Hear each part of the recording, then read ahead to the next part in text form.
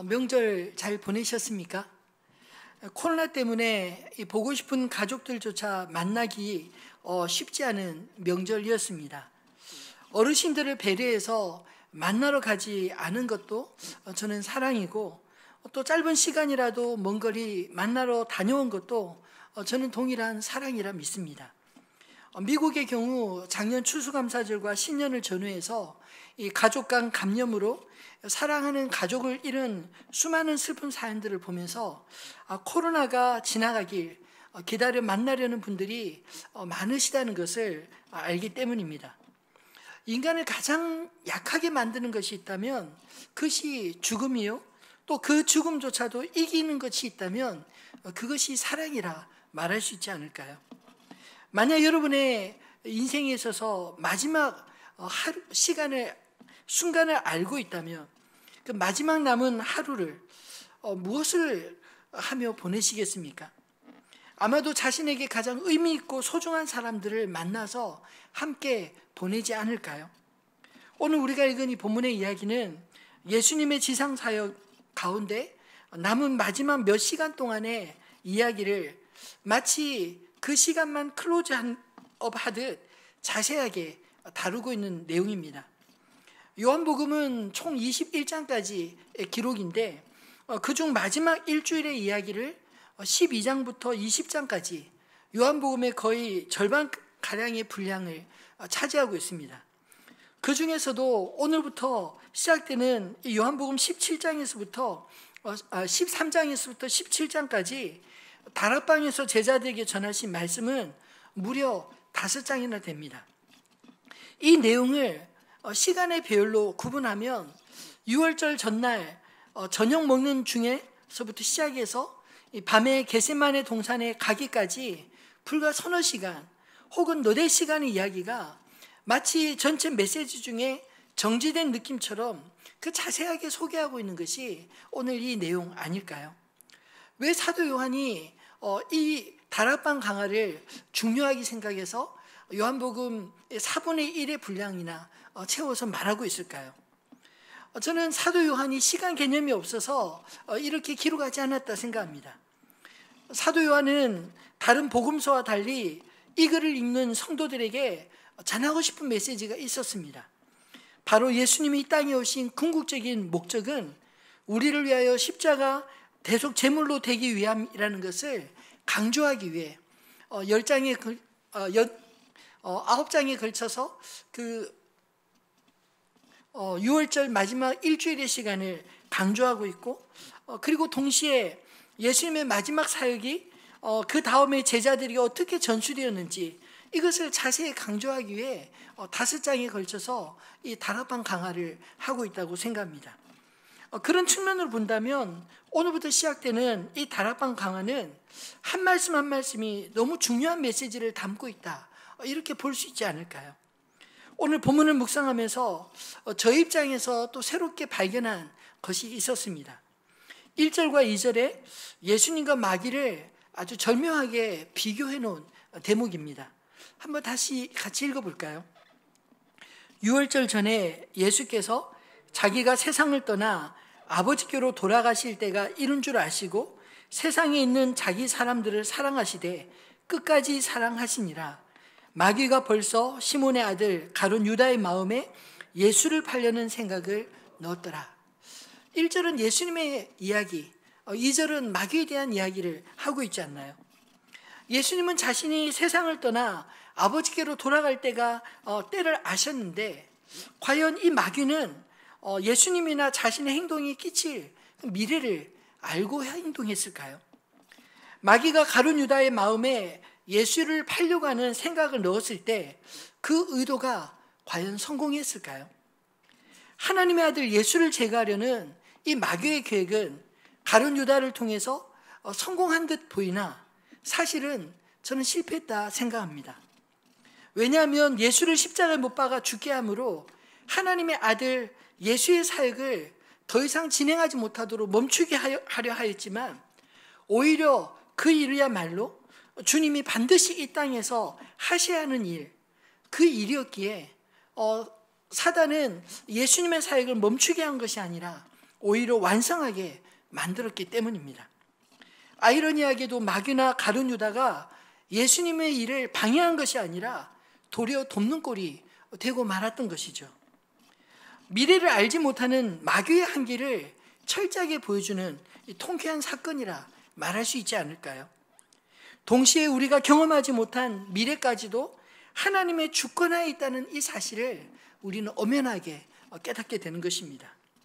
제발 마귀가 우리의 약점을 잡고 우리의 미래를 좌우할 수 있는 것처럼 속일 때 어리석게 속아 넘어가지 마시기를 주님의 이름으로 축원합니다.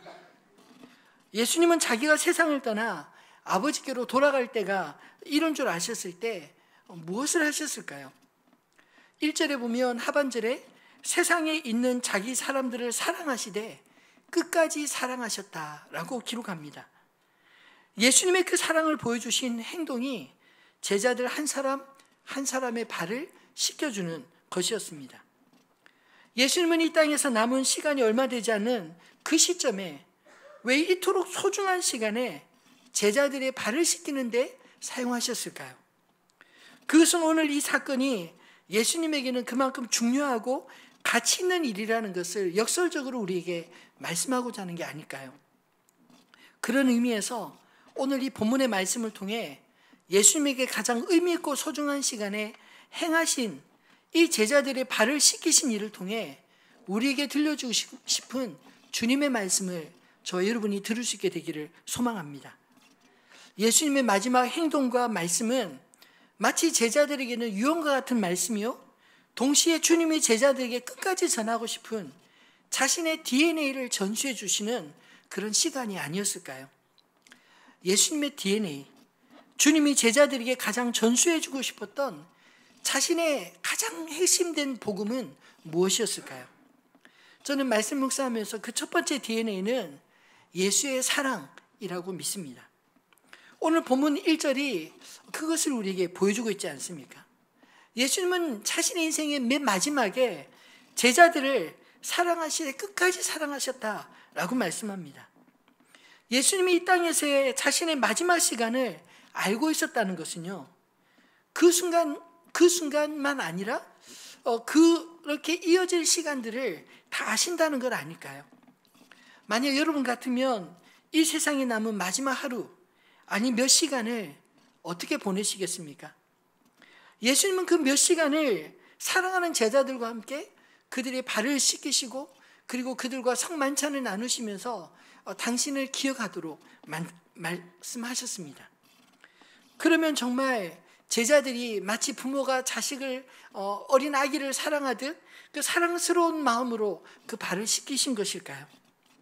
앞에서도 언급한 것처럼 예수님이 자신의 남은 시간을 다 아신다고 하신 이 말씀 속에는요, 그 제자들 중 하나 가룟 유다가 예수를 자신을 배반하여 팔 것을 아셨고, 또 가장 믿었던 제자 베드로가 자신을 부인하고, 또 나머지 제자들은 모두 십자가 앞에서 도망칠 것을 다 아셨다, 이 사실 언급하신 말씀 아니겠습니까? 그렇게 모든 것을 다 알고도 과연 제자들의 발을 씻기는 것, 그것이 쉬운 일이었을까요? 그런데 모르고 하는 사랑은 순수해 보이지만 사실 자기 중심일 때가 많습니다. 저는 그런 의미에서 마치 남녀간의 첫사랑보다 결혼해서 오랜 세월을 함께하면서도 노년에 서로 사랑할 수 있는 그 사랑이 더 아름답고 고귀하다 말할 수 있지 않을까요? 오늘 본문에 예수님께서 제자들의 발을 씻기신 그것은 제자들이 어떻게 될 것을 뻔히 아시면서도 그래도 그 제자들을 끝까지 사랑하시는 주님의 사랑의 표현이라 믿습니다. 그 사랑은 의지적인 사랑이었을까요? 아니면 존재론적인 사랑이었을까요? 사랑하고 싶은 사람을 사랑하는 선택적인 사랑이 아니라 사랑하지 않지만 억지로 사랑하려고 애쓰는 의지적인 사랑이 아니라 사랑하는 대상을 향한 무조건적인 사랑, 있는 그대로 아는 그대로 사랑하는 그런 존재론적 사랑 아니었을까요? 저는 그런 의미에서 사랑에 다른 이름을 붙이려 한다면 용서와 용납이라 붙일 수 있다 생각합니다. 예수님은 끝까지 사랑하신 그 사랑을 제자들의 발을 씻겨주시는 것으로 친히 본을 보이셨습니다. 여러분, 우리 신체 가운데 발이 가지고 있는 이미지는 어떤 것일까요? 아마도 우리 신체 가운데 가장 더러워지기 쉬운 곳, 항상 오염될 수 있는 곳이 우리의 발 아닐까요? 예수님은 우리가 얼마나 쉽게 변할 수 있는 존재인지 다 아셨습니다. 베드로가 예수님을 부인하지 않겠노라 그렇게 펄쩍 뛰어도 불과 몇 시간 뒤 닭이 2번 울기 전에 베드로는 예수님을 3번 모른다고 부인할 것을 아셨습니다. 근데도 주님은 베드로의 발을 씻기기 원하셨습니다. 예수님의 이 행동조차 용납하지 못했던 베드로를 향해 주님은 이렇게 말씀하셨습니다. 8절에 예수께서 대답하시되 내가 너를 씻어주지 아니하면 너와 내가 상관이 없으리라. 이 말씀에 베드로는 금세 주여 그러면 내 발뿐 아니라 내 손과 머리도 씻어주옵소서 그렇게 요구합니다. 그때 예수님은 이미 온몸이 깨끗하여진 자는 발만 씻으면 된다라고 말씀하시며 발을 씻어주셨습니다. 여러분, 이 말씀이 단지 깨끗이 씻는 청결의 문제를 다룬 말씀일까요? 아닙니다. 베드로가 예수님을 부인한 이후에 그가 갖게 될 죄책감을 주님은 미리 아시고 그의 발을 씻김으로 내가 이미 너를 용서했다. 너는 이미 온몸이 깨끗해진 자다. 네가 실수할지라도 난 너를 사랑한다. 너를 버리지 않는다. 포기하지 않는다. 그 메시지를 발을 씻김으로 보여주신 게 아닐까요? 베드로를 먼저 용서한 그 사랑 때문에 베드로가 바뀔 수 있었다고 믿습니다. 여러분, 사랑이 일으킨 기적은 변화입니다. 예수님의 사랑을 부활하신 주님을 만남으로 깨달았던 이 사도 바울은 자신에게 일어난 그 기적을 로마서 8장에 이렇게 표현하고 있습니다. 로마서 8장 31절로 39절 말씀인데 좀 길지만 같이 한번 마음을 담아서 읽어볼까요? 그런즉 이 일에 대하여 우리가 무슨 말 하리요? 만일 하나님이 우리를 위하시면 누가 우리를 대적하리요? 자기 아들을 아끼지 아니하시고 우리 모든 사람 위하여 내주신 이가 어찌 그 아들과 함께 모든 것을 우리에게 주시지 아니하겠느냐? 누가 능히 하나님께서 택하신 자들을 고발하리요? 의롭다 하신 이는 하나님이시니 누가 정죄하리요? 죽으실 뿐 아니라 다시 살아나신 이는 그리스도 예수시니 그는 하나님 우편에 계신 자요 우리를 위하여 간구하시는 자신이라. 누가 우리를 그리스도의 사랑에서 끊으리요? 환난이나 곤고나 박해나 기근이나 적신이나 위협이 하리라. 기록된 바 우리가 종일 주를 위하여 죽임을 당하게 되며 도살 당할 양같이 여김을 받았나이다 함과 같으니라. 그러나 이 모든 일에 우리를 사랑하시는 이로 말미암아 우리가 넉넉히 이기느니라. 내가 확신하노니 사망이나 생명이나 천사들이나 권세자들이나 현재일이나 장래일이나 능력이나 높음이나 기품이나 다른 어떤 피조물이라도 우리를 우리 주 그리스도 예수 안에 있는 하나님의 사랑에서 끊을 수 없으리라. 아멘. 여러분, 이 이야기가 누구의 이야기일까요? 바로 예수님의 이야기요, 사도 바울의 이야기 아니겠습니까? 예수님의 제자들이, 예수님의 그 사랑을 맛보았던 그 제자들의 이야기인 것입니다. 겁쟁이 제자들이 죽음을 두려워하지 않는 사도로 변화된 것은 예수님의 포기를 모르는 끝없는 사랑 때문이었습니다. 사랑은 사람을 변화시키는 가장 좋은 재료입니다. 예수님은 제자들이 바뀔 수 있는 존재라는 것 너무 잘 아셨습니다. 두려움 앞에 언제든지 겁쟁이가 될 수도 있고요. 또 반대로 두려움조차도 무너뜨릴 수 없는 용사로 변할 수 있다는 사실을 주님은 아셨습니다. 그런 제자들을 주님은 끝까지 사랑하신 것입니다. 그리고 그 사랑을 받은 제자들이 후에 사도행전의 사도들이 되었습니다. 물론 오늘 본문에 말씀한 것처럼 모두가 다 바뀌지는 않았습니다. 가룟 유다처럼 주님이 원하시는 대로 바뀌지 않은 제자도 있을 것이다, 그렇게 말씀하고 있습니다. 그래도 가룟 유다에조차 예수님의 그 사랑을 막을 수 없었던 것 아니었을까요? 그 사랑 때문에 제자들이 바뀌었고 핍박자 사울도 위대한 사도 바울로 바뀔 수 있었던 것입니다. 그 사랑 때문에 오늘 저와 여러분도 분명히 바뀌게 될 줄로 믿습니다. 두 번째로 예수님이 제자들에게 심기 원하셨던 그 DNA는 예수의 섬김이었습니다. 제가 이 소제목에 예수의 사랑, 예수의 섬김이라 붙인 이유가 있습니다. 사랑과 섬김은 우리 안에서 나올 수 있는 것이 아니라 오직 예수님에게서 나온 주님이 친히 본을 보이시고 가르치신 그 사랑과 그 섬김만이 예수의 DNA라 말할 수 있기 때문이죠. 오늘 예수님은 12절에 제자들에게 이렇게 물으셨습니다.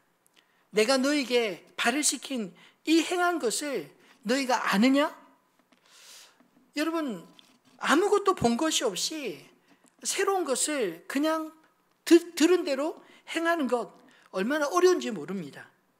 그런 의미에서 예수님께서 제자들에게 친히 자신의 행동을 모델로 발을 씻기는 행동을 통해 섬김이 무엇인지를 보여주신 것은 제자들이 앞으로 어떻게 살아야 하는지 정확하게 알 수 있게 해주신 본이 아닐까요? 예수님이 본을 보이신 이 행동은 제자들에게 감동스러운 것이긴 하지만 아마 제자들이 본받고 싶은 그런 행동은 아니었을지도 모릅니다. 왜냐하면 예수님 당시 누군가의 발을 씻기는 이 행위는 허드렛 일을 하는 종들이 하는 일이었기 때문입니다. 남의 발을 씻기려면 먼저 그 사람 앞에 무릎을 꿇어야 하고 엎드려야 하기 때문 아닌가요? 주님은 제자들의 발을 무릎을 꿇고 엎드려 다 씻기신 후에 그들에게 이렇게 가르치셨습니다. 13절로 17절까지 말씀도 한번 읽어볼까요? 너희가 나를 선생이라 또는 주라 하니 너희 말이 옳도다. 내가 그러하다. 내가 주와 또는 선생이 되어 너희 발을 씻겼으니 너희도 서로 발을 씻어주는 것이 옳으니라. 내가 너희에게 행한 것 같이 너희도 행하게 하려 하여 본을 보였노라. 내가 진실로 진실로 너희에게 이르노니 종이 주인보다 크지 못하고 보냄을 받은 자가 보낸 자보다 크지 못하나니 너희가 이것을 알고 행하면 복이 있으리라. 예수님은 제자들의 발을 씻기실 때 분명한 의도를 가지고 행하셨다고 말씀하십니다. 내가 너에게 행한 것 같이 너희도 행하게 하려 본을 보였노라. 선생과 주인으로서 주님이 제자들의 발을 씻기셨다면 종과 제자들은 당연히 주님처럼 그렇게 배워야 하고 순종해야 할 일 아닐까요? 주님은 자신에게 주어진 마지막 순간까지 남겨질 제자들에 의해 세워질 위대한 주님의 교회를 꿈꾸셨습니다. 만약 그들이 서로 높아지기 위해 다투는 그런 속물들이었다면 아마 초대교회는 분열로 스스로 무너지고 사라지고 말았을 것입니다. 그러나 만약 오늘 예수님이 본을 보이신 대로 행한다면 어떻게 될까요? 실제로 우리가 사도행전을 통해서 보는 것처럼 예수님의 제자들은 예수님이 가르치신 그대로 예수님을 통해 배우고 본 대로 그렇게 겸손히 섬김으로 하나님의 교회들을 세워갔습니다. 그 결과 로마의 그 극심한 박해 속에서도 초대교회는 가정교회 형태로 작지만 강하게 물밑에서 지속적인 성장과 복음으로 잃어버린 영혼들을 구원하여 주님 앞에 나올 수 있었던 것 아닐까요? 여러분, 박해 속에서는 아무나 예수를 믿지 못합니다. 예수를 부르심을 받은 사람들, 주님의 사랑과 섬김으로 구원받고 변화된 사람들이 예수님을 믿었던 것입니다. 그들은 죽음조차도 두려워하지 않는 사람들이었고 바울의 말처럼 그 무엇도 그들을 예수 그리스도의 사랑에서부터 분리시킬 수 없는 자들이었습니다. 예수님으로부터 보고 배운 사람들에 의해 세워진 교회는 지금까지도 그 생명력을 이어왔다는 것을 여러분 기억하시기 바랍니다. 예수님의 제자들의 발을 씻기신 목적에 대해서도 17절은 분명하게 이렇게 말씀합니다. 너희가 이것을 알고 행하면 복이 있으리라. 그 이것은 무엇일까요? 무엇을 알아야 한다는 것입니까? 제자와 종으로서 주님께로부터 보냄받은 자라는 그런 자각 속에 본을 보이신 주님을 따라 행하면 그것이 복이 있는 것이다 라는 뜻입니다. 그럼 주님이 약속하신 복이 무엇일까요?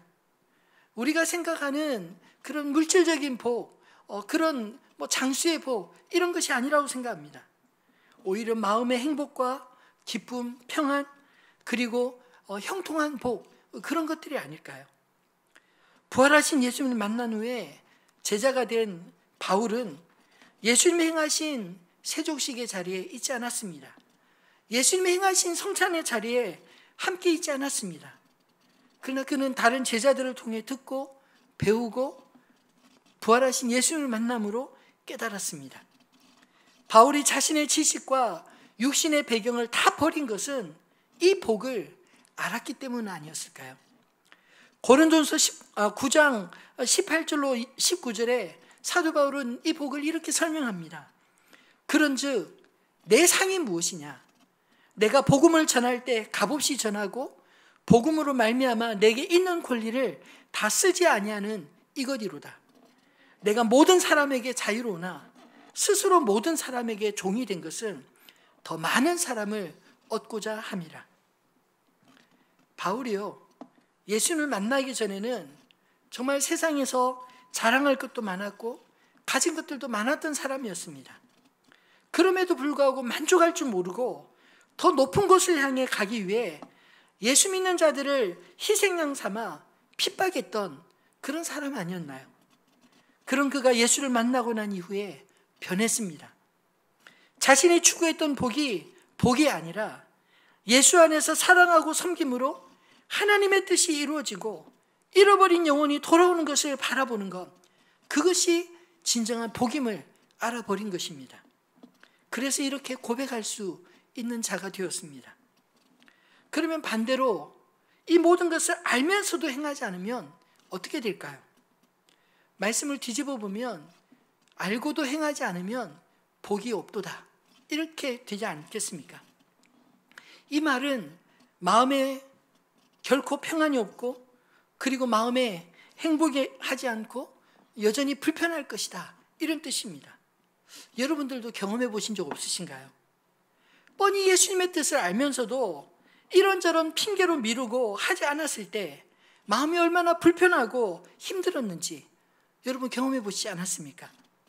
근데 당장에는 손해인 것 같고 불편해도 주님이 보여주신 대로 제자답게 행하면 마음에 형용할 수 없는 그 기쁨과 평안으로 채워지는 것, 역시 여러분 경험해 보시지 않았나요? 그런 의미에서는 주님이 가르쳐 주시는 대로 행하는 것이 단지 타인의 만족만을 위한 것이 아니라 자기를 위한 것이기도 한 것입니다. 주님은 결코 내가 행복하지 않은데, 기쁘지 않은데 오로지 남의 행복과 기쁨만을 위해 우리에게 가학적인 복종을 요구하시는 분은 결코 아니십니다. 예수님을 믿고 본대로 행하는 일은 내가 먼저 복받는 일인 것을 믿으시기를 바랍니다. 그 복을 나눠줄 수 있을 만큼 복받는 인생이 다 되시기를 주님의 이름으로 축원합니다. 그러면 마지막 20절의 말씀은 어떻게 해석해야 할까요? 내가 진실로 진실로 너에게 이르노니 내가 보낸 자를 영접하는 자는 나를 영접하는 것이요 나를 영접하는 자는 나를 보내신 이를 영접하는 것이니라. 저는 이 말씀을 두 가지 다른 각도에서 한번 해석해 보았습니다. 내가 보낸 자를 예수님의 제자들이 아닌 마태복음 25장의 그 양과 염소의 비유 가운데 작은 자 하나에게 한 것, 그 소자에게 한 것이 곧 나에게 한 것이요 소자 하나에게 하지 않은 것이 곧 나에게 하지 않은 것이다 라는 말씀으로 비추어 본다면 어떨까요? 앞으로 제자들이 만날 그 사람들, 세상에 눈이 띄지 않을 그 작은 사람들, 그들 역시 주님의 형상대로 지음받은 자들이기에 주님이 우리에게 보내신 자들로 보고 주님을 대하듯 영접하고 그들의 발을 씻기면 그것이 곧 주님에게 섬긴 것이요 동시에 주님을 보내신 하나님 아버지를 영접한 것이다, 이런 말씀 아닐까요? 여러분, 우리가 만나는 사람들을 그렇게 주님을 섬기듯 만나시기를 바랍니다. 또 반대로 내가 보낸 자를 예수님의 제자들, 예수님의 말씀대로 순종하며 살아가는 그런 저와 여러분 같은 제자들이라면 어떻게 해석할 수 있을까요? 이 말씀도 저는 곤곤 묵상하면서 제자들 편에서 참으로 용기를 주는 말씀이라 생각되었습니다. 곧 너희를 영접하는 것이 나를 영접하며 나를 보내신 아버지 하나님을 영접하는 것이니 너희가 세상으로 나가는 것을 두려워하지 말라, 이런 뜻 아니겠습니까? 동시에 너희가 본대로 행하라. 그리하면 너희가 나를 대신할 것이요 나를 보내신 하나님 아버지를 대신할 것이다 라는 격려의 메시지 되지 않을까요? 그러니 세상에 대하여 기죽을 필요가 전혀 없지 않겠습니까? 오히려 세상을 향해 주님의 제자답게 작은 자를 소중히 여기고 우리가 주님으로부터 보냄받은 자라는 확신을 가지고 담대하게 나아가는 저와 여러분 되시기를 주님의 이름으로 축원합니다. 바라기는 저와 여러분이 이 땅에서 주님이 우리에게 보여주시고 가르쳐 주신 말씀을 아는 자들답게 세상에서 주님을 나타내는 복이 있기를 주님의 이름으로 축원합니다. 말씀을 맺겠습니다. 다시 한번 기억할 수 있게 되기를 바랍니다. 여러분, 알고 행하면 복이 있습니다. 예수님의 마지막 다락방 강화의 목적과 의도가 무엇이었을까요? 예수님의 DNA, 제자들의 심장에 꽉 박히도록 가르치신 것 아닐까요? 이렇게 예수님의 DNA가 어떻게 우리에게 새겨질 수 있을까요? 친히 본을 보여주신 대로 행하면 될 것입니다. 받은 대로 행하면 될 것입니다. 사랑하고 섬기는 행위는 예수님의 길을 따라가는 것입니다. 예수님의 DNA가 있는 사람이 그렇게 살 수 있습니다. 예수의 사랑과 예수의 섬김이 몸에 밴 사람, 주님의 종으로 제자로서 도리를 알고 본을 보이신 주님을 따라 행하는 그런 복된 행동을 하는 저 여러분 되기를 소망합니다. 그 길이 우리의 마음에 진정한 평안을 누리는 길이요, 이 땅에 하나님의 기쁨을 가져오는 거룩한 행동 아닐까요? 저는 말씀 묵상하고 정리하면서 하늘빛 우리 교회가 앞으로 나아가야 될 방향이 바로 예수님의 이 DNA가 우리 안에 온전히 새겨지는 것이라 믿습니다. 갑작스럽게 찾아온 코로나19로 인해 앞으로 한국교회는 많이 변할 것입니다. 어떻게 변하게 될지 참 많은 생각이 있습니다. 그러나 여러분, 우리가 분명히 아는 것이 있습니다. 세상이 아무리 변할지라도 복음의 본질, 예수 그리스도의 사랑과 섬김, 그리고 영혼 구원은 결코 변하지 않을 것입니다. 복음은 변하는 세상 속에서도 여전히 복음이라는 사실을 기억하시기 바랍니다. 2000년 역사 속에 끊임없는 변화들 속에서도 이 복음이 그 생명력을 유지할 수 있었던 비결이 무엇인가요? 복음은 변하지 않는 하나님이 여전히 죄인된 인간을 향해 사랑과 구원의 메시지를 담고 있기 때문 아닌가요? 어쩌면 코로나19로 인해 한국 교회와 우리 교회의 거품들이 다 빠져나갈지 모릅니다. 그러나 오히려 더욱 복음의 본질이 더 살아나게 될 줄로 믿습니다. 초대교회 복음이 살아 역사했던 것처럼 오늘 주님이 본을 보이신 대로 끝까지 사랑하고 종과 같이 섬김으로 하늘빛 우리 교회가 주님 안에서 온전히 거듭나게 되기를 소망합니다. 올해 1년 동안 이 일을 서서히 준비할 것입니다. 우리 순모임부터 형식적인 조직이 아닌 스스로 살아 역사하는 생명력 있는 초대교회 가정교회처럼 서서히 바꿔나갈 것입니다. 코로나 때문에 사람들 안에 더 많은 영적인 질문들이 있지 않나요? 인간의 가장 큰 공포인 죽음에 대한 질문으로부터 사회적 인간에게 가장 필요한 가족 같은 따뜻한 공동체로의 갈망까지 우리가 가진 인간의 공허한 질문들에 주님이 보여주신 사랑과 섬김의 복음만이 저는 그 답을 주시리라 믿습니다. 주님이 제자들을 끝까지 사랑하신 것처럼 종과 같이 낮아지심으로 섬기셨던 것처럼 예수의 DNA가 살아있는 저와 여러분 다 되시기를 주님의 이름으로 축원합니다. 오늘 주신 이 말씀을 기억하면서 우리들의 찬양 229장 함께 찬양하겠습니다.